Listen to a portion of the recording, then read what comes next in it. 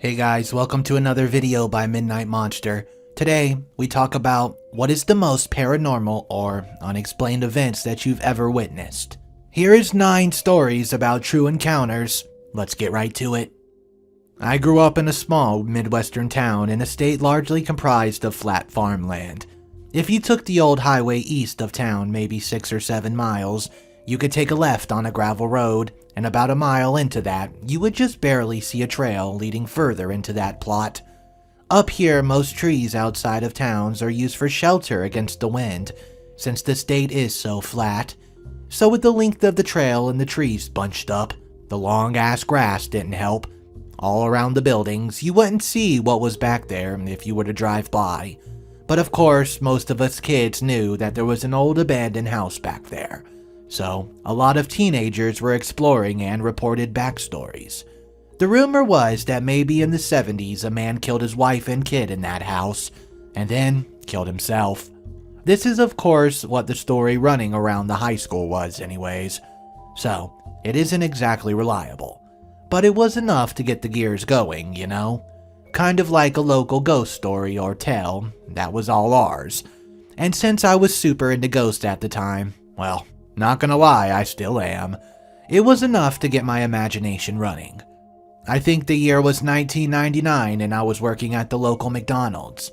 Teens often took the closing shift and a lot of us would hang at the lake after close or find something to do together. One night, we decided to gather a posse to go to explore the house. So, we bought some flashlights from the gas station and headed out. It was just about 1 a.m. when our 9-person group got to the trail. I can't remember exactly how far back the actual buildings were, but it seemed like a long ways. And you definitely could not see anything else but fields. The first structure we saw was a little lean-to with a tarp flapping. Then, as you turned a corner, a barn and a house. Now, I would never claim to be some incredibly brave man, but I will admit that walking through that barn myself was actually sort of calming. But still in a bit of unnerving way. The entire back wall of the barn was gone, so you were looking out across a moonlit wheat field. Just a cool scene that I wish I could have taken a picture of. The house was not as calming. First, tons of deviants had already been here, and they hairsprayed painted words all over some dirty words, here and there, but also stuff about reading your Bible and random religious phrases that made it kind of creepy, especially at night. Right after you enter the doorway, stairs are going down to the left, which lead down to a landing, and then you turn for a few steps. We went down to the landing just to check it out, but the floor was flooded at least a foot but closer to 2. The main floor was pretty messed up, with the poles and walls ripped out and graffiti all over, but the layout wasn't without its charm. You could picture a family living there. The stairs going up were above those going down, and leads to a small upstairs room. There were a few kids' shoes laying around, along with some books. What spooked us at first was the blood that was splattered by the window, but we would later learn that some friend shot a raccoon there. Eventually, we made our way downstairs and heard some rustling in the trees nearby, so started quickly making our way to the door. Now, I don't know what was happening, but somehow the line out of the door got held up, and my friend Chris and I were the last 2 right near the downstairs hall. I looked down one point as someone accidentally aimed a flashlight and saw an arm with a red sleeve extending up the landing, and briefly a brown shoe stepping up. The line had unjammed at this point, and we all raced to the vehicles to get the hell out of there. Chris had made an unfortunate wrong turn out of the door and into some trees full of spider webs. He ran back and we got the heck out of there, and later, I found out that Chris saw the same thing. We thought maybe it was just some guy, but we went downstairs when we got there and did not see anything. Plus, you probably would have heard somebody sloshing around in that water. That bothered us for some time, and we do talk about it occasionally. My stepdad found our puppy Eddie on the side of the road. Someone had thrown it out of a moving car and he had broken legs, broken teeth, a swollen and closed eyes, and was severely dehydrated. My stepdad took him to the vet and paid quite a bit of money for surgery to get Eddie fixed right up. He got attached to that doggo, so we ended up adopting him. After that, even though he was the family dog, he was best buds with my stepdad. Anywhere my stepdad was around the house, he could find Ed tagging along. Eddie and I grew up together. He died while I was in college, and my parents buried him in a pet cemetery. Since it was sort of sudden and I was far away, I did not get to say goodbye. A few months after that, I had a dream where Eddie comes to find me. His hair is matted and dirty and his flesh looks kind of rotted, but he's wagging his tail. Seems happy to see me again. Eddie starts leading me down a hazy path, and further we go, the faster his tail wags. Finally, we get to this giant wall of mist that extends across the entire horizon and rises higher than I can see.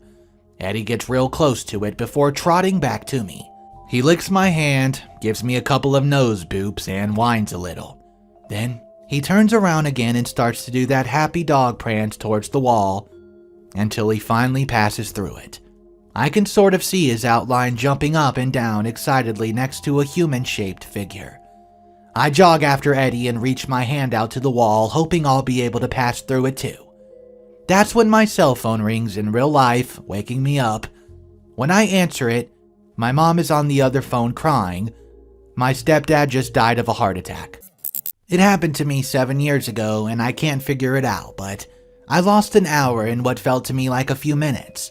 At the time, I was working from home due to a serious illness diagnosis. I had settled into a routine. Up at 7 a.m., do house stuff and shower, then at 8, start prepping my work and laying out my day. Phone calls and emails from 8 to 9. This is all I remember. It was 7:55 and I brewed a cup of Keurig coffee in my kitchen, located on the main floor of my home. I went upstairs to my office and turned on my computer to settle in, and realized I forgot the coffee in the kitchen. I went back downstairs and got the coffee as soon as I realized I forgot it. Couldn't have been more than the time it took the Windows to boot up on my computer. But I took a sip of the coffee and it was cold. Not warm at all, but literally cold. I thought my Keurig was broken, but I looked at the clock and it said 9:14. So whereas I expected it to be 8:05 max, somehow an hour and 10 minutes passed without explanation. It was very bothersome. I have no idea where the hour went. I have never had any blackout before or since, no seizures, and the meds I was on shouldn't have caused a lapse like that. I don't think I fell asleep because I distinctly remember typing my password and saying out loud, "Shit, I forgot the coffee." It kinda left me uneasy a bit. Nothing like that had ever happened to me before or since. Midnight Monster here. If you guys have had any similar situations happen to you that you hear in these stories, don't forget to post in the comment section below and share your story. Now, we're gonna hop right into story 4. I was 10 years old. It was a Sunday morning between 11 a.m. and 12 p.m. My mother was in the kitchen prepping lunch. As she was washing the veggies, the water pressure from the tap started to fluctuate. Water would flow, stop flowing like someone was playing around with the tap. My mom asked out loud who was messing with the water pressure. The valve for the water tank was just outside my house, and my dad went to inspect it and I followed him. Nothing was out of place. As we walked back into the house, we saw before our very eyes bloody chicken claw prints emerge one by one. It's like a chicken with bloodied feet walking through the hall, except there was no chicken. Freaked me the fuck out, but we were just stunned and stood there staring at one footprint emerged after another. There was about 5 or 6 claw prints, and all before it stopped. Everyone in my family saw it. We did not discuss it immediately. My parents just wiped the claw prints off. What made this even worse was the fact that it occurred during a very turbulent period in my household. My mom had schizophrenia, but at this point she wasn't diagnosed yet.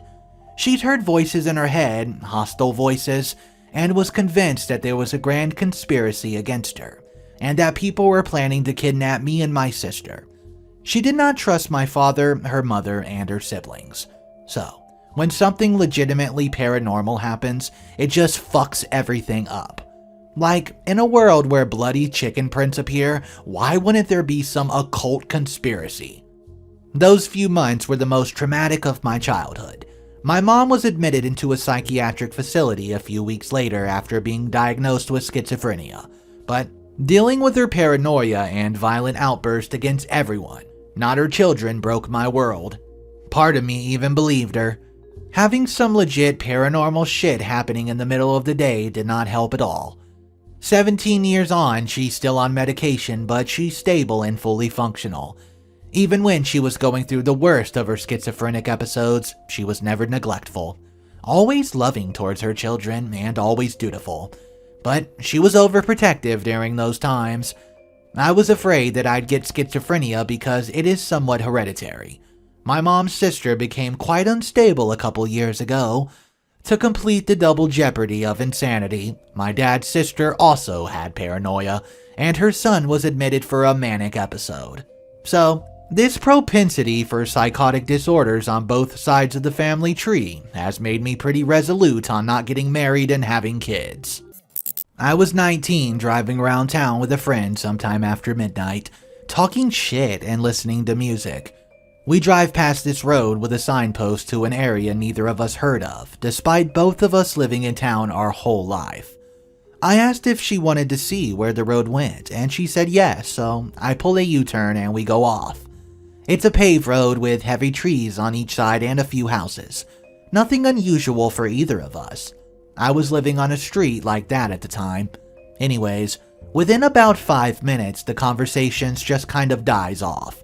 And a few minutes after that, I start to get an uneasy feeling. Then, we pass a kangaroo on the side of the road. It remained perfectly still, just turned its head to watch us drive past, and I got the distinct impression it was standing guard. After that, I just got more and more anxious. I ended up turning to my friend and saying, "This is going to sound stupid, but can you—" She was already taking her seatbelt off. I locked the back door. We kept following the road even after that because we were stubborn bitches and don't know when to admit defeat. It was at least half an hour, because my 60-minute cassette tape had flipped over twice, between pulling onto the paved road and coming to a sign saying "Dirt Road Ahead" by this stage. I felt physically sick and my skin was crawling. Without a word, I did the quickest 3-point turn I was able to do and we headed back down that road. The closer we got back to the turnoff, the better I felt, until we were back on the main road where I felt like I could breathe again.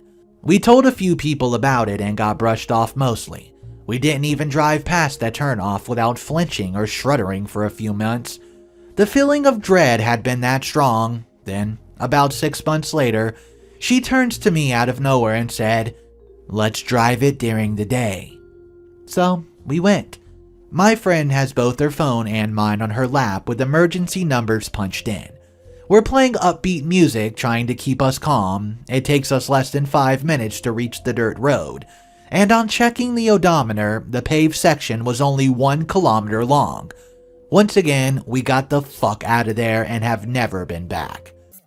Thought I was dreaming, but it was either an out-of-body experience or me being possessed by a demon. When I was 12, I woke up sometime after dawn and had a strong urge to call for help. So, I got up and started going down to my parents' room. I get to the stairs and feel extreme cold in my body, turn around and look into the bathroom since the doors were open, and see this white tall thing with something that resembled an onion for its head with 2 holes where the eyes should be. It had freakishly long limbs as well. At this point, I'm like, "Nah." I always react sarcastically, it helps me relieve myself. And started running to my parents' room and felt this thing following me behind. I get to my parents and start screaming right next to my mother, trying to wake her up. But she did not budge even though she was quite a light sleeper. I did not turn around, but I felt it. Something was dragging me with a great force, and suddenly I was back in my bed. I remember being teleported all the way downstairs back to my room. This repeated 4 more times with that thing appearing closer and closer to my parents' room, like it was blocking me but giving me just enough space to run next to it, before it gave chase. After the 5th time, I felt infuriated and took a golf club sitting in a bag in the hallway and thought to myself, if I see this thing again, I will proceed to slam it till I was sure it suffered a great deal and died. Except for this time, I got to my parents' room without any trouble and did not see a thing. That is when both of my parents woke up and saw me there standing with a 5-iron, shaking, holding it in position that looked like I was going to bludgeon them to death. I did end up in the psychiatrist afterward, but he said I'm perfectly normal boy and these nightmares should go away soon. Years later, I'm still trying to make sense of this, but I think I must have stopped breathing in my sleep, or that someone else was wrong and this was my brain's way of telling me to wake the fuck up and seek help to making the most intense sleep paralysis of my life. I've had plenty of them before and after this event, and I was accustomed to them. Happened about 2 years ago near Tuscaloosa, Alabama. My wife and I were visiting a friend and went to school there. We were looking for things to do, and he mentioned there was an abandoned insane asylum nearby.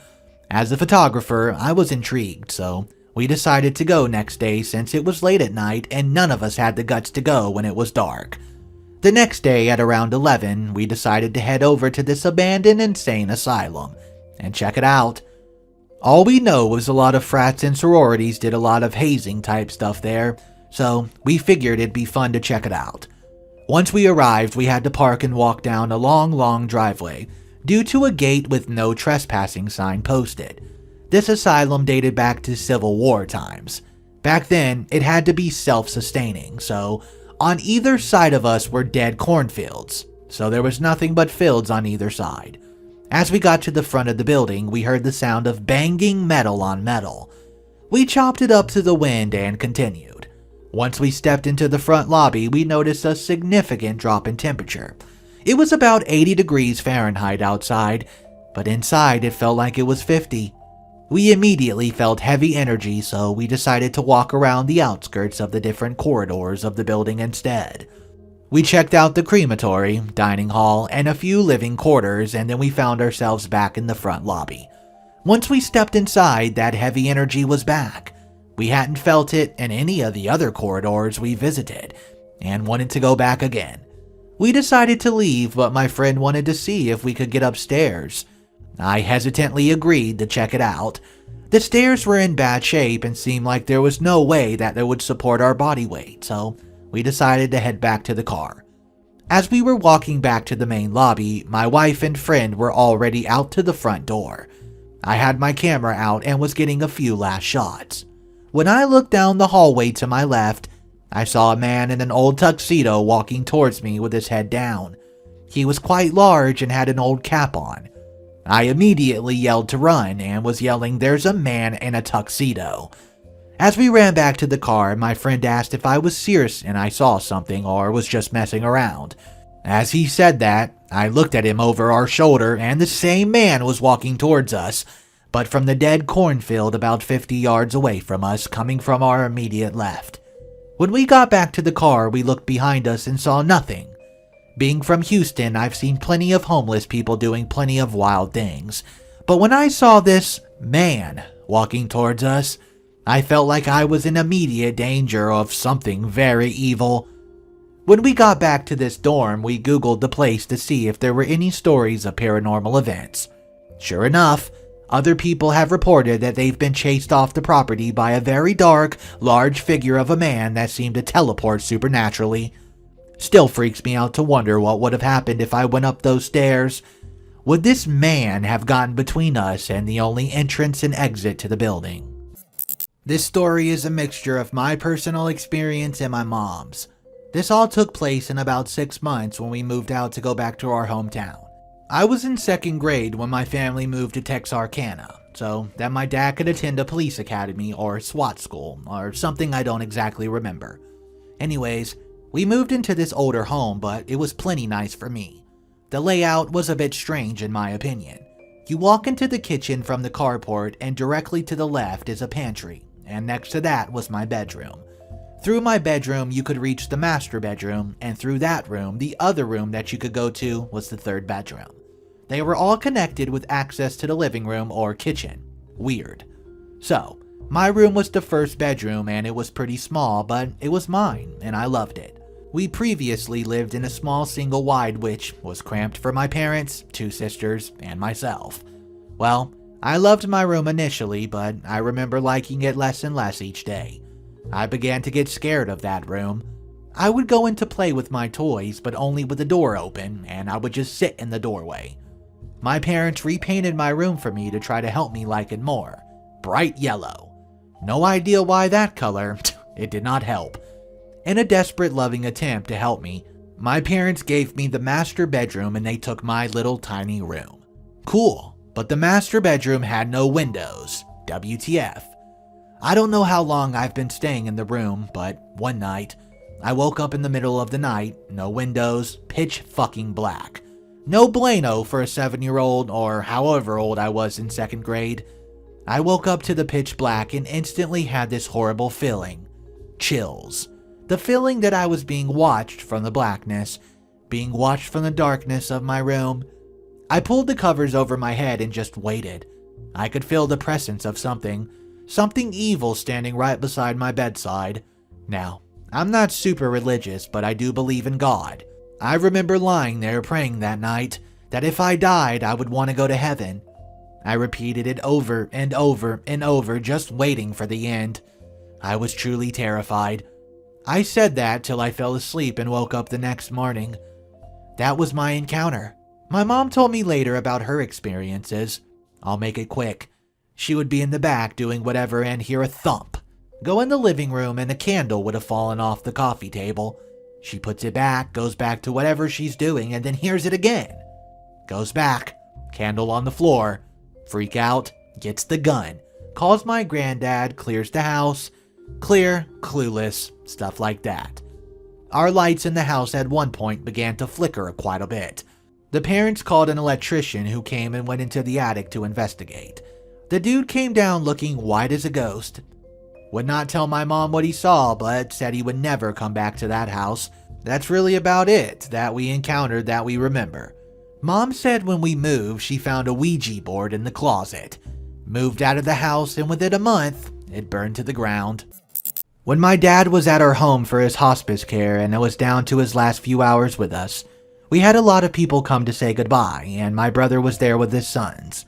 His youngest was about 1.5 years old. He was worn out from all the company, and my sister-in-law had put him down for a nap in my parents' bedroom. Our house is very small, so the hospital bed was in the living room where we had the most room. I was at the head of the bed, stroking Dad's hair as he passed. Surrounded by all of us, no one was in the bedroom where my nephew was asleep. Right when Dad passed away, my nephew woke up from his nap crying with so much sad emotion that we could tell it wasn't a "I woke up alone and scared" type of crying. Years later, my sister's little girl finds a pair of older styled glasses in the heavier styled frames like my dad used to wear. She was at a garage sale just digging around when she found them. She of course tries them on and goes to show my sister, but she only half paid attention because she was talking with my mom. She turns to me to model the glasses and says, "Look, now I look like Papo." My sister and mom turn around and say, "What?" She said it again. She said she looks like Papo. My dad passed away almost 4 years before she was born, and at the age of 3, I don't think she had ever seen any photos we had of him. We asked her about him, and she said she sees him sometimes. I admit to feeling jealous when she and my nephews would tell us that they seen Papo. I miss my dad terribly and have often wished that I could see him too, especially since he passed away at the home I've now inherited. I also lost my mom and wish I could see her as well. I don't dream of them nearly as much as I would like to. Maybe I'm wanting or wishing for it too hard and should let it happen naturally. One last bit. When I was helping my fiancé, now husband, move his stuff from Austin to our city, we were finishing and traveled back late at night. It had been an exhausting time packing and moving everything from a second-floor apartment, and my fiancé was wiped out but trying to drive. I've never tried driving anything as large as the U-Haul we were using, and our cell phones were not modern models like now the internet and maps. I have a terrible sense of direction and was worried I would get us lost on the last leg home. My fiancé was dozing off, so I took over the drive, saying a prayer to St. Christopher to get us home safe and asking my dad to guide us. I don't know if it was wishful thinking or not, but in the dim glow of the dashboard lights, I could see my fiancé slumped in the seat by the door, fast asleep.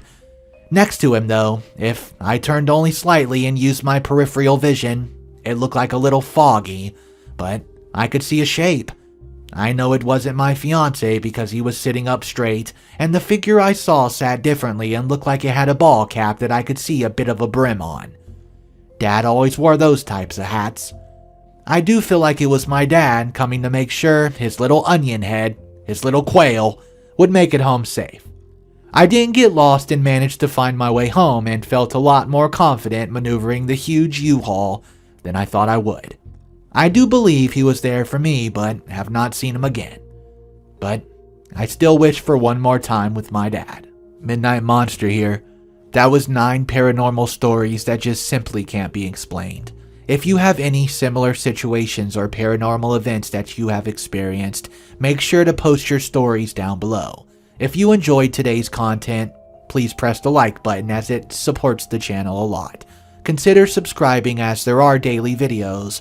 I hope you guys have a wonderful night, and I'll see you in tomorrow's videos.